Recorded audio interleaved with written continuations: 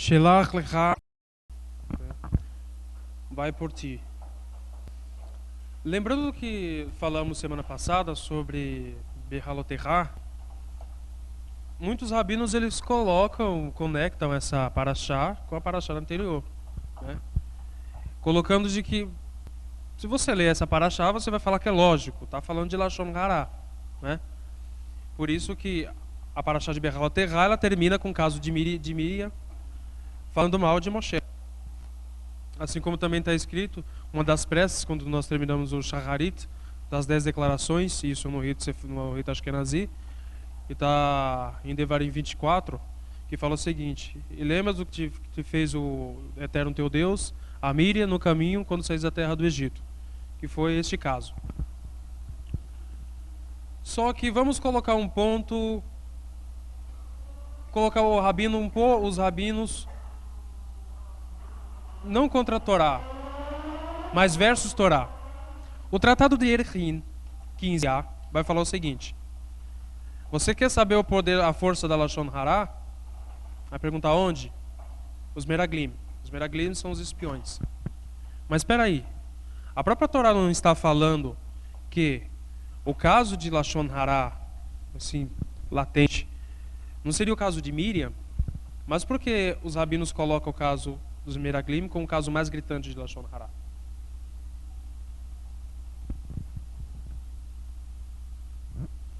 Por quê? Por que Miriam falando mal de Moshe? Miriam ficou para fora, né? Foi a única personagem então que fala que por causa do Lashon Hará ela foi para fora, ficou lá 7 dias. Mas para os rabinos o que mais mostra isso seria os casos do Meraglim, a força que a língua tem. Por que os rabinos fizeram isso? Sabendo que a Torá, como a Torá está escrita.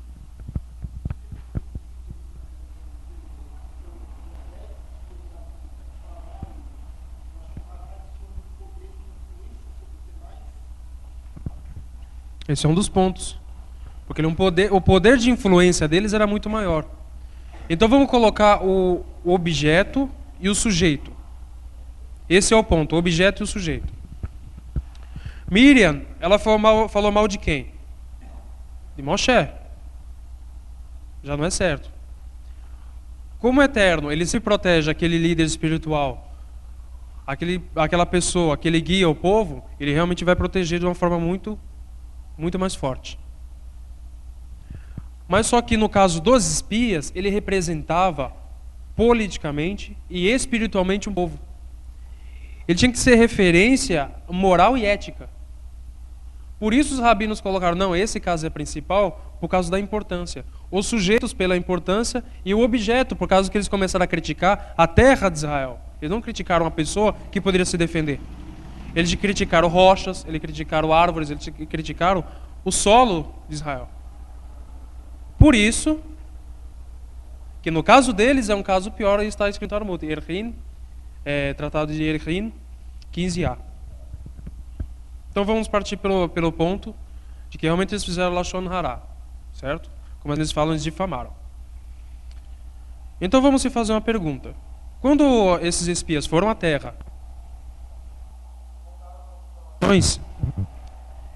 eles mentiram? Não, eles não mentiram. Eles falaram tudo o que estava acontecendo na terra, não era? Colocaram o seu lado negativo. Esse foi um dos pontos. Colocar somente o lado negativo.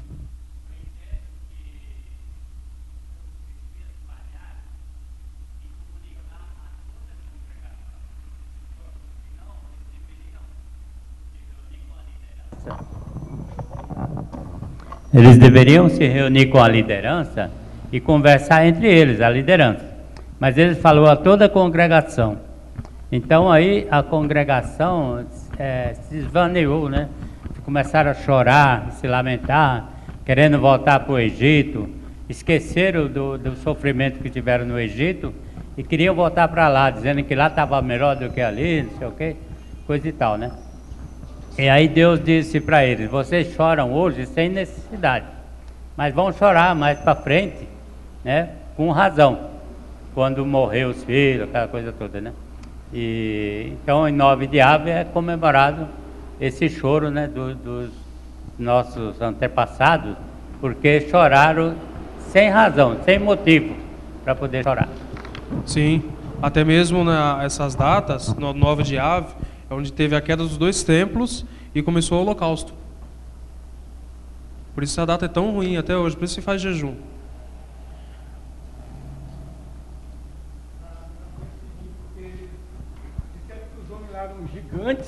Eram homens gigantes, eles não podiam com eles, mas eles não confiaram que o Eterno era mais do que os gigantes. Eles não confiaram que o Eterno poderia livrar eles. E o Eterno é que estava com eles desde o começo, e eles esqueceram que o Eterno era mais do que esses gigantes. Certo. Só que os sábios, principalmente o Zohar HaKadosh, ele vem trazer um outro ponto. A intenção dos 10 espias que falaram contra era exatamente influenciar negativamente o povo. Sabe por quê? O cara ele vai lá, pega cacho de uva, cacho enorme assim de uva, fala que está trazendo um galho. Aí eles falaram o seguinte, cara, você está vendo o cacho de uva? Se a uva é desse tamanho, imagina os caras. Imagine quem pega uma uva, não, a uva parece digamos, uma melancia assim. A uva era grande. Eles trouxeram tudo aquilo dali para mostrar, olha, a terra é de gigante, não dá, é murada, o pessoal é ruim, tem Amaleque no sul. E aí? Aí quando eles falam assim, tem Amaleque no sul, eles já vão pensar o seguinte, quando que o povo de Israel teve um problema com alguém, logo na saída do Egito? Foi com quem? Foi com Amaleque. É a mesma coisa quando você castiga uma criança, você fala, eu vou te pegar. Ele vai lembrar a dor. Então eu falo, Amaleque está lá. Então já era intenção. Alguns sábios vão dizer o seguinte, qual é o interesse dos 10 espias? O ponto era assim, eles não queriam entrar. Porque eles viram que, eu tenho maná, cai todo dia. Se eu quiser água, eu bato na pedra. Se eu quiser carne, eu peço. Codornizes, um monte de codornizes. Se a água estiver salgada, tem uma árvore para adoçar. Então não era interesse deles ir para a terra. Por quê? Eles pensaram o seguinte, quando eu chegar lá, tudo isso vai acabar. A proteção divina vai acabar, tudo isso daqui vai acabar. Então eu vou ter que me focar na lavoura. Eu tenho que me focar na agricultura. Eu tenho que começar a criar gado. Eu tenho que começar a trabalhar. Isso vai dar um problema para mim. O que vai focar? Vai me tirar a minha espiritualidade. Acabou a minha espiritualidade a partir daí. Porque o meu trabalho não tem como eu ficar lá tecendo. E ao mesmo tempo eu tenho que ficar rezando o Shema. Não dá, vai ficar difícil fazer isso. Tanto era a situação de conforto e em outra situação. Quando eles entrassem na terra, eles perderiam esse poder de ser cabeças de tribo. Então era interesse particular. Mas o foco principal é porque eles queriam.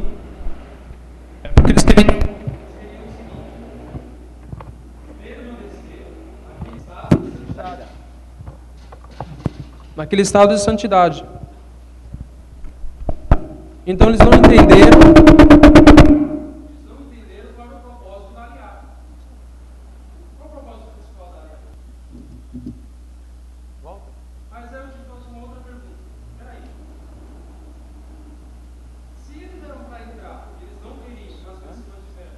Mas depois, o próprio povo falou, não, agora vamos subir no monte. E Moshe falou, não sobe no monte, porque o Eterno não vai com vocês. E acabou morrendo. Mas eles não desistiram, sei lá, se arrependeram, mas parte de subir. E agora? Por que o Eterno não aceitou e destruiu a gente? Esse é um ponto. Existe um outro ponto que justifica tanto ponto até mesmo por que Caleb é um personagem tão importante. Põe ele rapidinho, muita gente.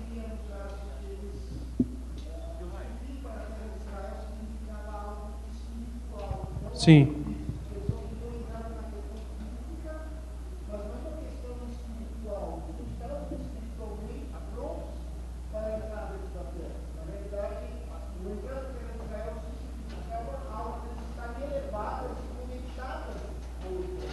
Sim. Então vamos pegar esses dois pontos e separar e vamos cuidar ele em um outro momento. De porquê um queria se manter para manter a espiritualidade e outro queria subir. Mas aí vamos refletir numa outra questão, os espias. A forma como é falado. Quando eu vejo algo, e eu vejo de forma negativa, e eu falo para alguém, eu transformo qualquer coisa negativa, qualquer coisa positiva em realmente negativa.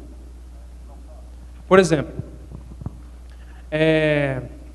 Samuel, imagina que você não conheça o Abraão, você não conhece o Abraão. Eu começo a falar um monte de coisa amada do Abraão, só que você nunca viu o Abraão.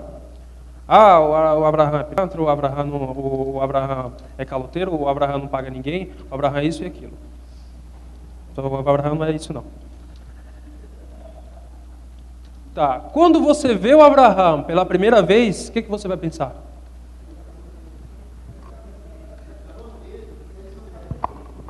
O cara é ruim.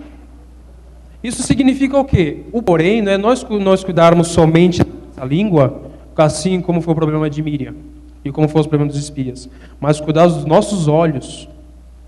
Tem uma coisa chamada no hebraico, que chama Ain Tová, que é olho bom, é saber olhar, saber enxergar as coisas boas. O copo meio vazio. Até mesmo tem um tratado talmúdico, Rabi Hanu, em nome de Rabi Meir, também em nome de Rabi Akiva, falava, e que costume o homem a entender o seguinte: tudo que o Eterno faz para o bem. Esse é um tratado talmúdico, não me fugiu agora qual tratado. É acostumar o homem, qualquer coisa que ele vê, só vê com a melhor meta possível. Então não guarde somente tua língua, mas também guarde teus olhos. Então vamos refletir no que nós teríamos na semana passada.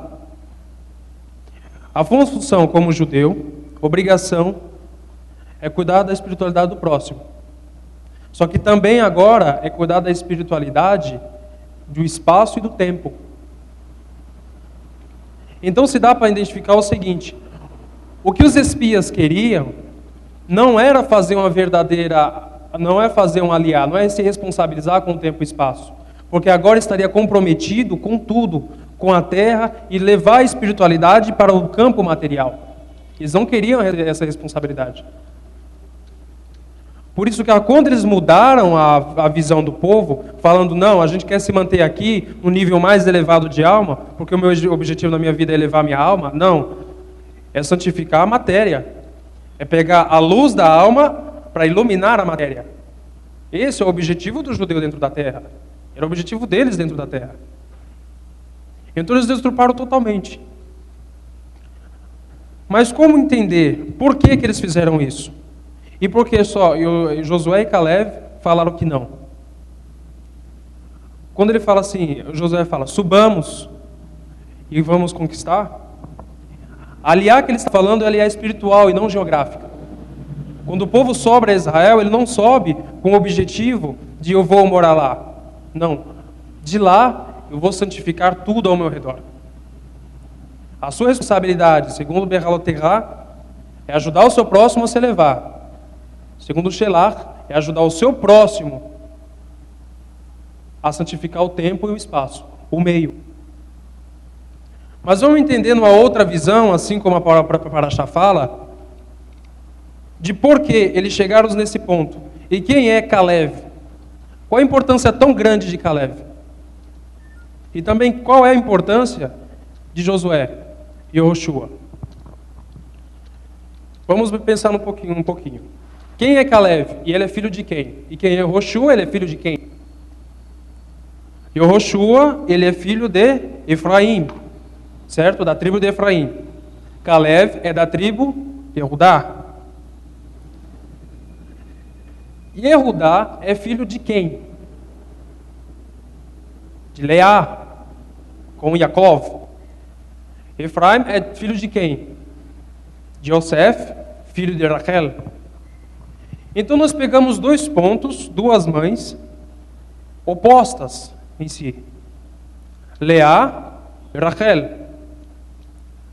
Alguns místicos vão dizer o seguinte: Em Rachel estava a árvore do saber. Em Leá estava a árvore da vida.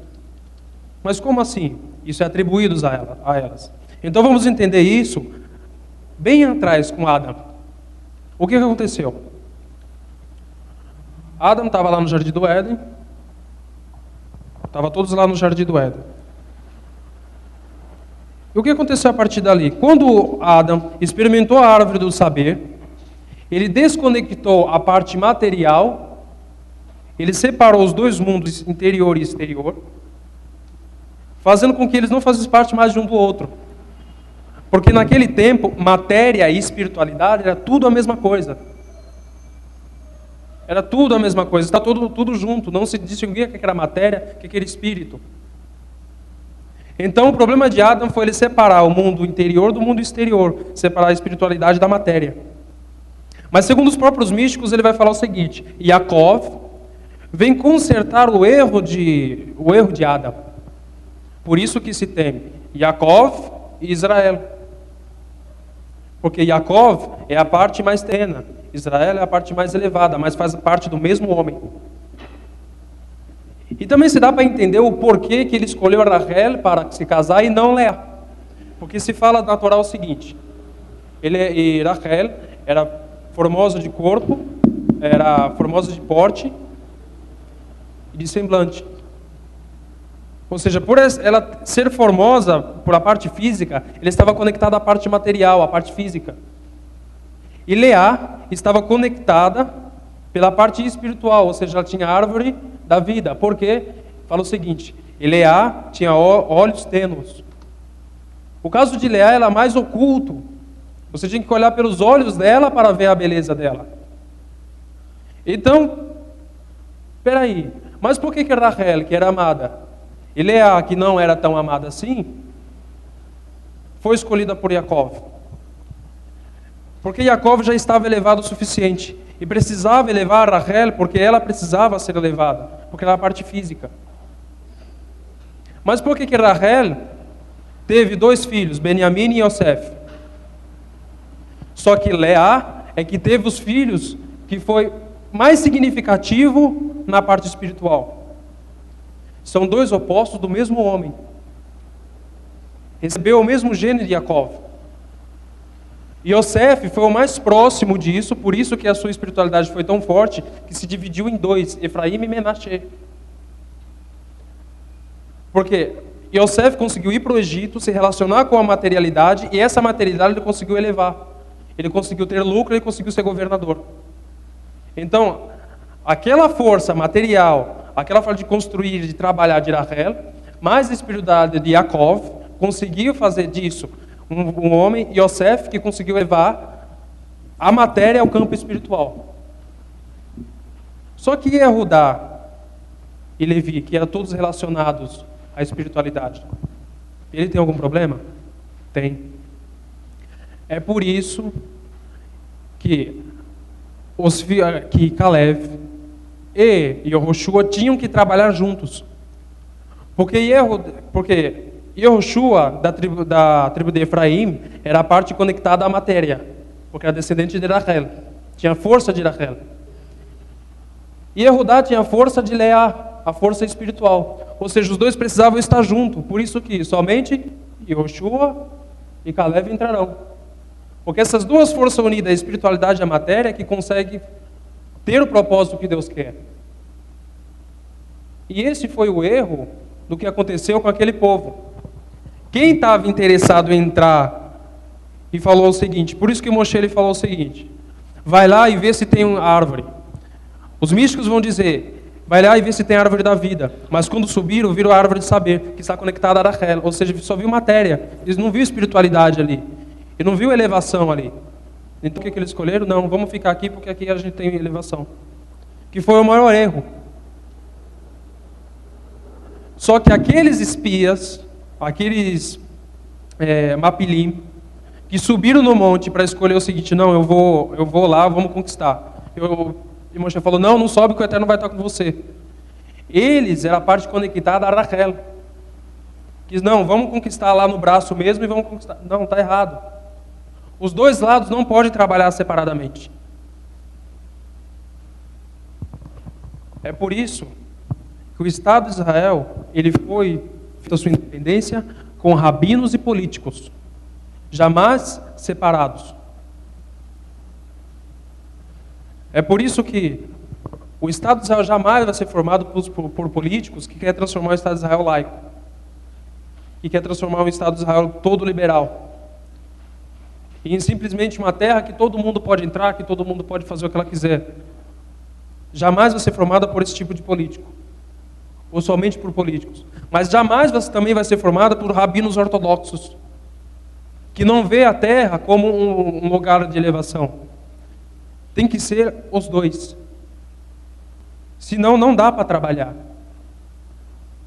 Por isso que o seu ponto de visão, por isso que nessa paraxá está o mandamento do tzitzit, que fala o seguinte: para que não se prostituir com os seus olhos. Tenha em meta nos seus olhos a elevação não só do seu ser, mas também de todo o seu meio. É com essa aproximação que até mesmo justifica uma passagem que eu gostei muito nos estudos, que fala o seguinte, está em Ezequiel 37, 15 e 26.